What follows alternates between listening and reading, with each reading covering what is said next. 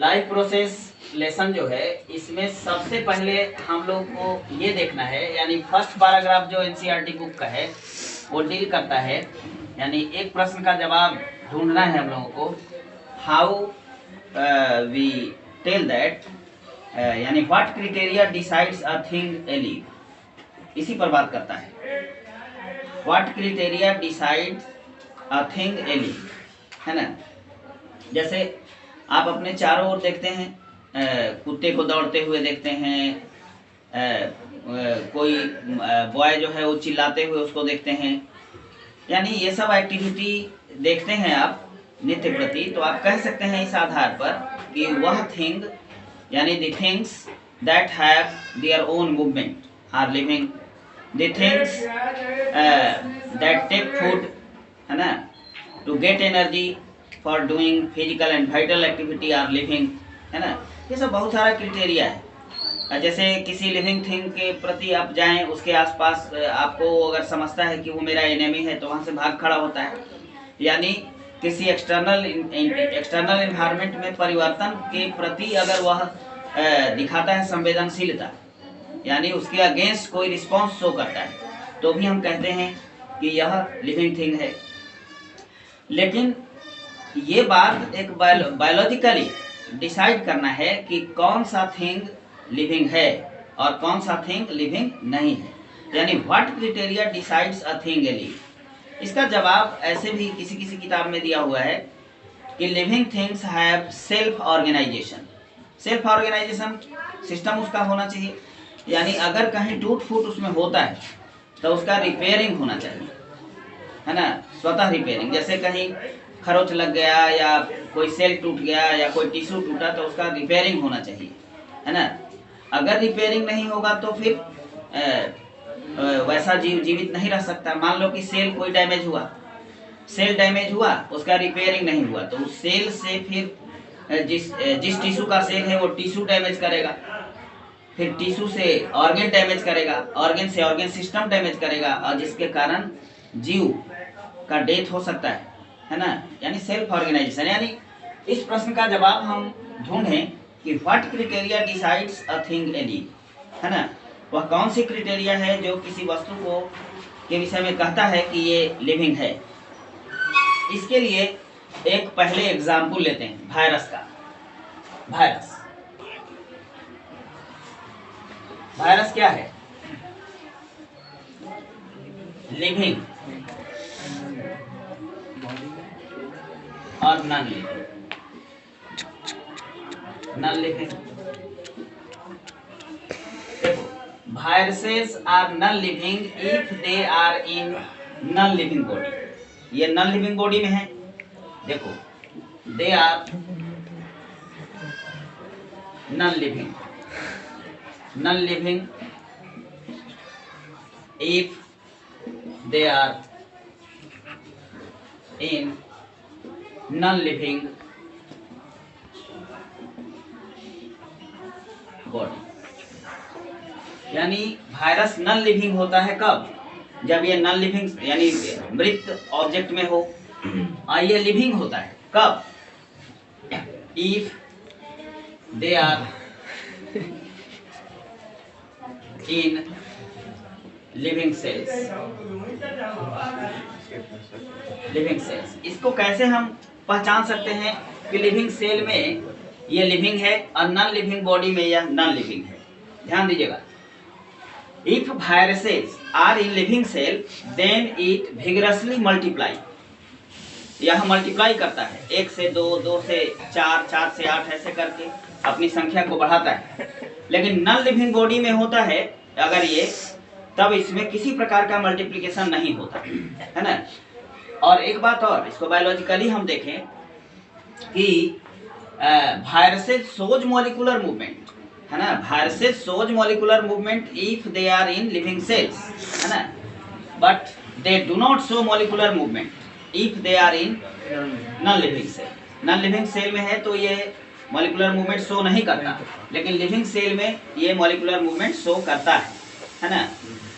तो इस आधार पर हम कहे कि molecular movement that occurs in living body, है ना, डिसाइड्स अ थिंग एलिव, यानी what decides a thing alive, molecular movement that occurs in living bodies decides a thing alive, है ना।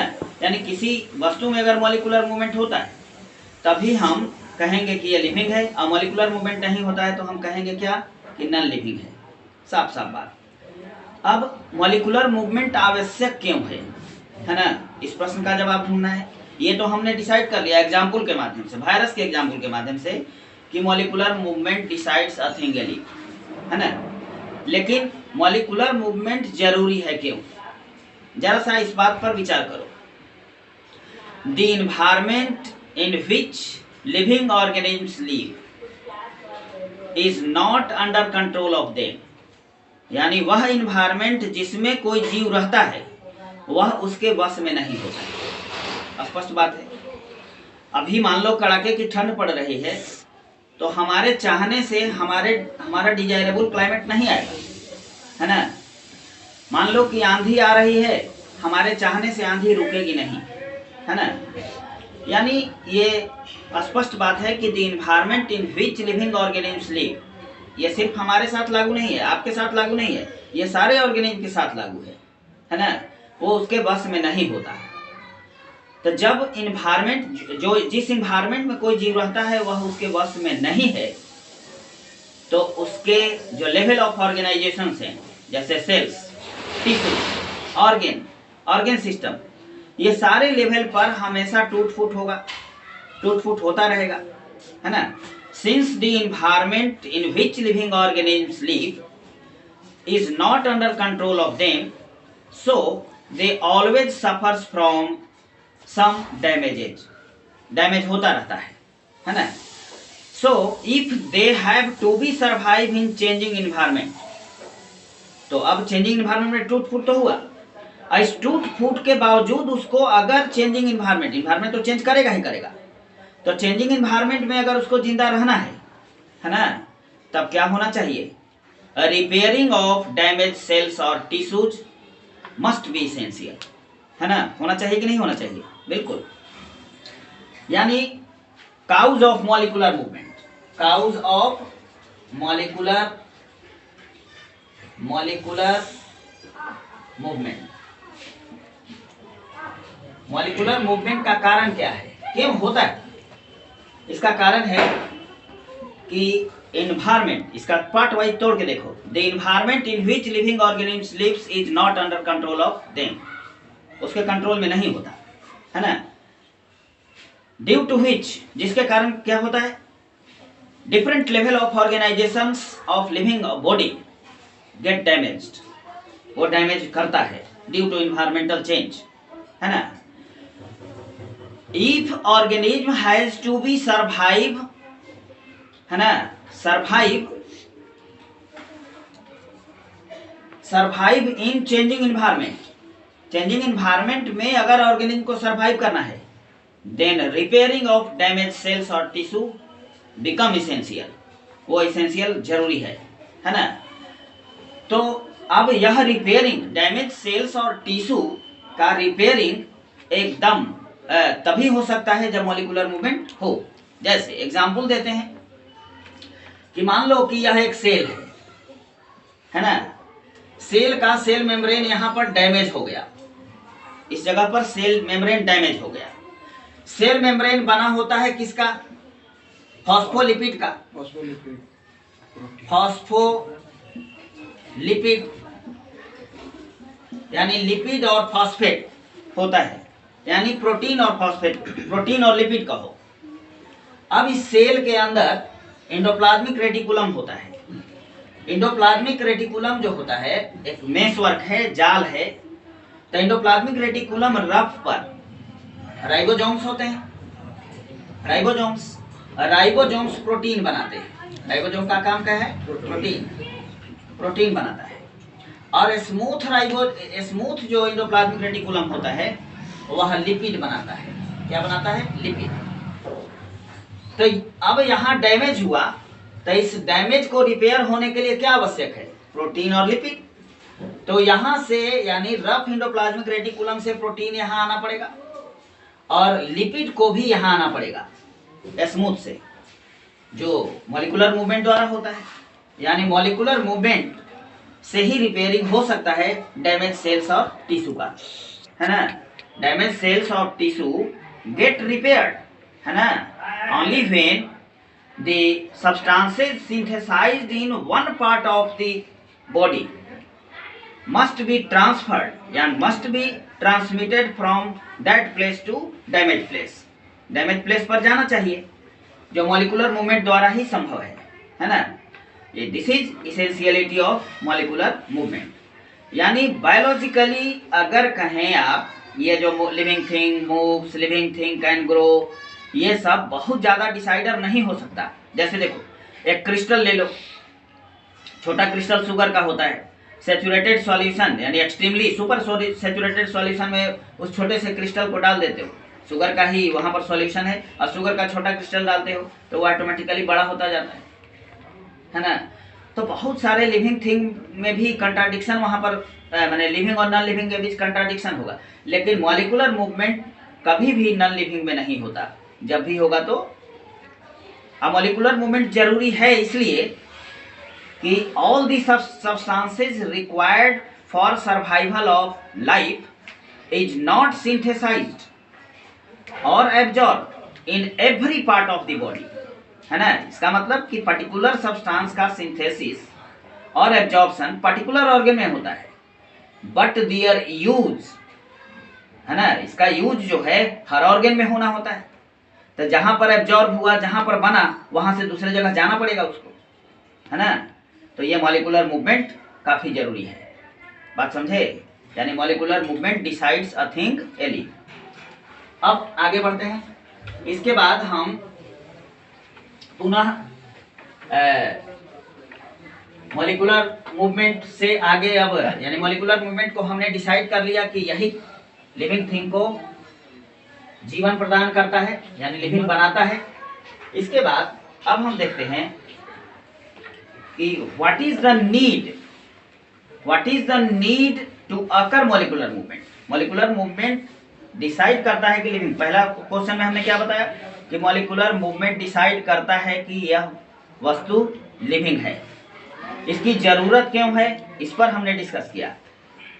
तो अब यहां पर हम कहते हैं कि what is the need for molecular movement, यानी मॉलिक्यूलर मूवमेंट के लिए क्या आवश्यक है, क्या चाहिए। आपको पता होना चाहिए कि कोई भी फंक्शन अगर होना है लिविंग बॉडी में या नॉन लिविंग बॉडी में, तो उसके लिए आपको एनर्जी चाहिए। एकदम कड़ी नुमा हम इसको डील कर रहे हैं, आप ध्यान से इसको सुनिए। Molecular movement, what is the need to occur molecular movement in living body. If a living body has to be perform molecular movement, has to be show molecular movement, then they need energy। क्या चाहिए उसको, energy चाहिए।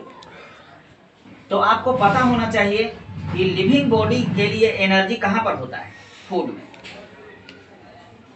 Food में energy किस रूप में निहित होती है, केमिकल एनर्जी, केमिकल बॉन्ड बना हुआ होता है इसमें, है ना। अब यह केमिकल बॉन्ड जो केमिकल एनर्जी को निहित रखे हुए ये टूटेगा, तब इससे एनर्जी निकलेगी, ब्रेकअप करेगा, केमिकल बॉन्ड इसके टूटेंगे, तब इससे एनर्जी निकलेगी।